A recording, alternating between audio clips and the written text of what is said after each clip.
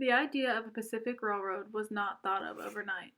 Advocates for Western expansion through railroads began brainstorming 25 years prior to the actual installation. Before 1845, the idea of a Pacific Railroad was considered chimerical, but the years that followed proved those assumptions wrong. The building of the first transcontinental railroad began in 1862 and was completed in 1869, thus greatly expanding the means of travel for Americans nationwide.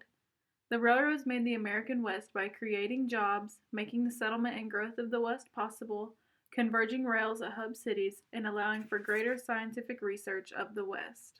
The railroads required enormous labor demands, so much so that by 1880 nearly 2.5% of America's workforce was employed by the railroads. While this seems like a positive repercussion of the railroad expansion, most of these jobs were dangerous and low paying and resulted in injury to the workers. If building the tracks proved dangerous, then one can only imagine how risky the actual running of the trains was. In the beginning of the railroad system, everything was manual. Even the braking of the train had to be done by hand. This job of brakeman proved to be the most dangerous job surrounding the running of trains. These men would have to listen for the down brake whistle and then climb to the top of the moving train car and run from car to car, turning each brake by hand. Most of the work was performed by men, but over time women were allowed to work for the Transcontinental Railroad as well. Women were hired for jobs such as car cleaners and in-train maids. Although these jobs did not require women to put themselves in dangerous situations like the men, they were still required to work long hours just the same as their male counterparts. Railroad workers typically worked 16 out of 24 hours a day. With the Transcontinental Railroad complete and full of workers, it was only a matter of time before Americans started migrating west. The railroads made the settlement and growth of the West possible because of how quickly a passenger could travel now. Maps of the Midwest were seen everywhere with enticing advertisements showing the quickness and efficiency of the Western Railroad. While railroads made the settlement of the West possible by connecting almost all parts of the country, films and photographs gave citizens a preview of what to expect in the West and enticed them to settle there. The travelogue genre of film exploded after the completion of the railroads in the West. Through this genre, the railroads could promote romantic nationalism and modernity. These films exposed audiences to the scenic wonders of the West. Although these films were typically exaggerated, they still pushed spectators to go and experience what they had seen on screen. With the efficiency of the Transcontinental Railroad, moving across the country and settling in the West seemed to be an easy feat for spectators of these films. Photographs contributed to the growth and settlement in the same ways as film.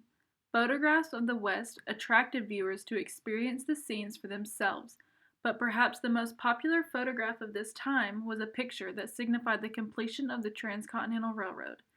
It is a photograph of the chief engineers from the Central Pacific and Union Pacific shaking hands, symbolizing the union of rival railroad corporations and of Eastern and Western America.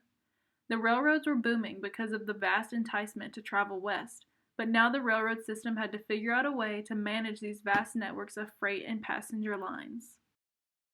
Their solution was to converge rails at hub cities. Of all the hub cities in the Midwest and West, Chicago saw the most drastic change.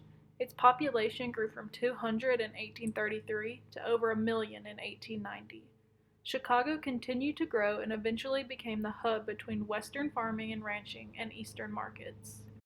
The railroads brought cattle from Texas to Chicago for slaughter and packaging, and then were shipped by refrigerated rail to New York.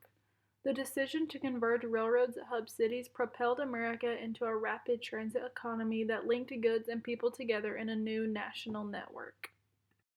This new network created the cattle drives of the 1860s and 1870s. Railroads created the market for ranching, but railroads did not yet extend to the ranches of Texas, so ranchers began driving their cattle north to major railroad stations.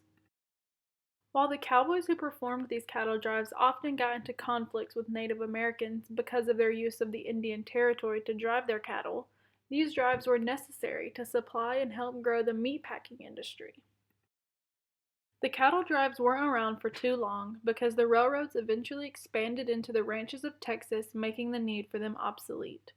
By linking the plains with national markets and rapidly moving people and goods, the railroads made the modern American West. Ranching was just one of the many careers that depended on the railroads. Scientific research was tremendously affected by the Western railroads. Most scientific exploration of the West had been done via stagecoach and abundant walking. But with the railroads extending far west, these endeavors became much easier and attainable for scientists. There were two main types of field scientists during the railroad era in the West: travelers and long-term residents, and both groups depended on the environmental and technological system built by the railroad. The railroads made exploration more easily attainable for field scientists. For example, this map of Kansas shows the percent of living trees found in different areas throughout 1912 to 1915. It also shows the rail lines that run through Kansas. The most concentrated areas of research are found along those lines. The railroads made it possible for scientists to discover information they otherwise would have had a difficult time obtaining. Their explorations and discoveries fueled by the railroads was an important factor in making the American West. As Native Americans were pushed out of the West, American settlers poured in, and the installation of the Western railroads accelerated this migration. The railroads made the American West by creating jobs, making the settlement and growth of the West possible, converging rails at hub cities, and allowing for greater scientific research of the West.